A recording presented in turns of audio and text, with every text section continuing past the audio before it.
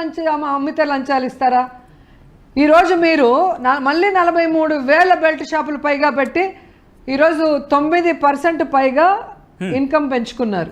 But ఇక్కడ వస్తుంది, ఇక్కడ క్వశ్చన్ వస్తుంది రోజా గారు, ఏమంటే కనుక ఆల్రెడీ గతంలో మీరు అంత ప్రాపర్ గా వెళ్తున్నారు. చెప్పేది వినండి, ఈ మధ్యలో దూరి వాళ్ళకి సపోర్ట్ చేసే పనులు చేయొద్దండి. ఎవరికి సపోర్ట్ లేదు. ఈరోజు డిస్టిలరీలు మొత్తము చంద్రబాబు నాయుడు పర్మిషన్ ఇచ్చినవి.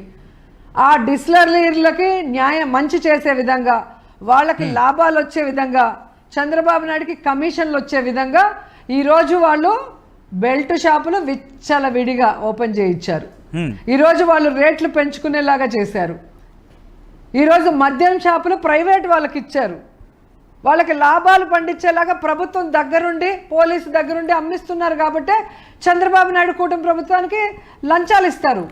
కానీ వేరే జగన్మోహన్ రెడ్డి గారి ప్రభుత్వంలో ప్రభుత్వం అమ్ముతుంది, ఎక్కడ no belt shop, no permit room, మద్యం షాపులు 33% లేకుండా మొత్తం సేల్స్ పడిపోతే ఎవరికి ఇస్తారు లంచం? ఏం కేసు ఇది? స్కామ్ జరిగిందంటే ఈ రోజు జరుగుతోంది చంద్రబాబు నాయుడు ప్రభుత్వంలో. గతంలో చంద్రబాబు నాయుడు ముఖ్యమంత్రిగా ఉన్నప్పుడు జరిగింది స్కాము. జగనన్న గారు ఉన్నప్పుడు స్కామ్ జరగలేదు. కాబట్టి ఒకరిని అరెస్ట్ చేయాలి.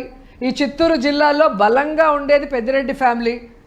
వాళ్ళని తొక్కేసి, రోజమ్మ నోరు తొక్కేస్తే ఇంకా నాకు జిల్లాలో తిరుగులేదు అనుకుని ఈరోజు అక్రమ కేసులు పెట్టడానికి మీరు మిథునన్నని అరెస్ట్ చేసినారన్న విషయం మొత్తం రాష్ట్రము, చిత్తూరు జిల్లా అందరికీ తెలుసు. ఇక ఆడుదాం ఆంధ్ర విషయానికి వస్తే, ఇదే ఆడుదాం ఆంధ్ర 100 కోట్ల బడ్జెట్తో జరిగితే 100 కోట్ల స్కామ్ ఎలా జరుగుతుంది?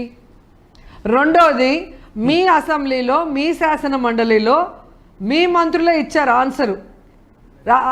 ఆడుదాం ఆంధ్రాలో ఏదైనా స్కామ్ జరిగిందా? ఆ ప్రశ్నే ఉత్పన్నం కాదు.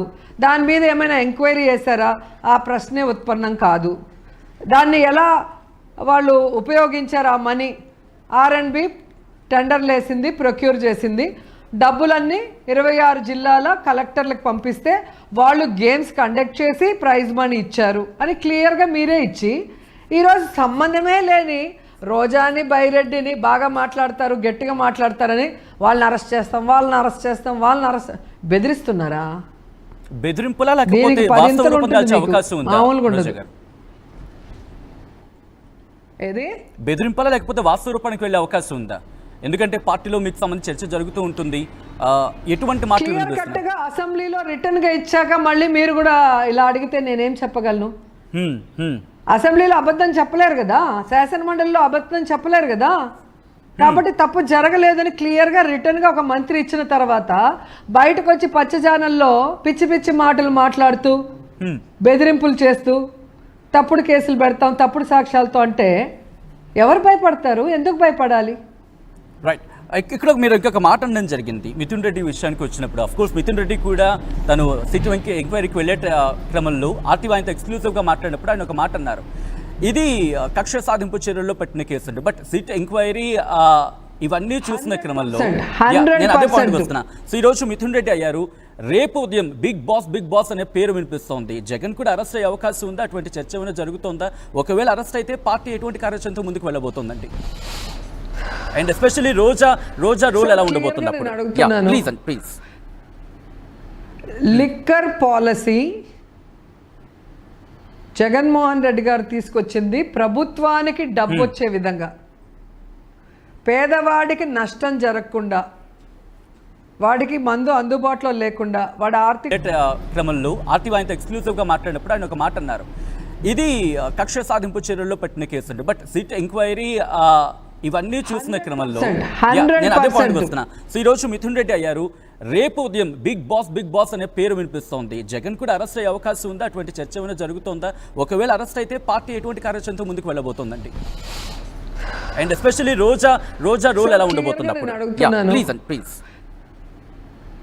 లిక్కర్ పాలసీ జగన్మోహన్ రెడ్డి గారు తీసుకొచ్చింది ప్రభుత్వానికి డబ్బు వచ్చే విధంగా, పేదవాడికి నష్టం జరగకుండా, వాడికి మందు అందుబాటులో లేకుండా, వాడి ఆర్థిక పరిస్థితి విచ్ఛిన్నం కాకుండా ఎలా చేశారో మీరు చూశారు.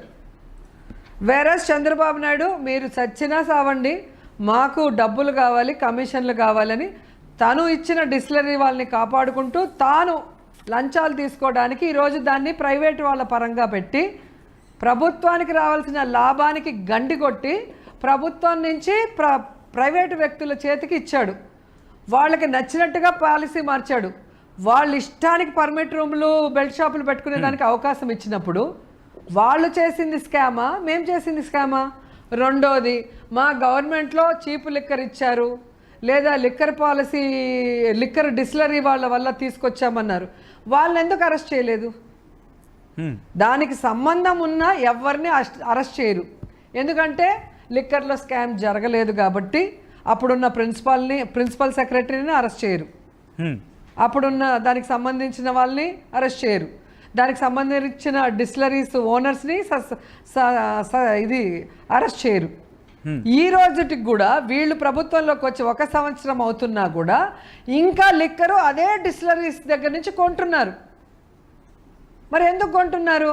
వాళ్ళని అరెస్ట్ చేయకుండా, వాళ్ళని బ్యాన్ చేయకుండా వాళ్ళ దగ్గర ఎందుకు కొంటున్నారు? తప్పు జరిగినప్పుడు, నాసి రకం మందు వచ్చినప్పుడు, లేదా దాంట్లో ఏదో తప్పు ఇల్లీగల్ జరిగినప్పుడు మూసేయాలి కదా. డిస్టిలరీలు మూసేయాలి, ఓనర్ని అరెస్ట్ చేయాలి, వాళ్ళని కేసు పెట్టి లోపల పెట్టాలి. వాళ్ళతో లంచాలు తీసుకొని ఎందుకు వాళ్ళతోనే మీరు మళ్ళీ వాళ్ళకి ఆర్డర్లు ఇచ్చి ఎందుకు తీసుకుంటున్నారు? దానికి ఆన్సర్ చెప్పమనండి. అసలు మిథున్ రెడ్డికి లిక్కర్కి ఏం సంబంధం చెప్పండి? ఏమన్నా అర్థం ఉందా? చిన్న పిల్లోడికి కూడా అర్థమవుతుంది. ఈరోజు ఆంధ్రప్రదేశ్లో పరిపాలన మీరు అంటున్న దాని ప్రకారం చూస్తే బలమైన వాయిస్ ఉన్న నాయకులు, జగనన్నతో సన్నిహితంగా ఉన్న నాయకులు, జగనన్నకి సైనికుల్లాగా ఉన్న నాయకుల్ని ఎలా టార్గెట్ చేసి వాళ్ళని జైల్లో పెట్టి పార్టీని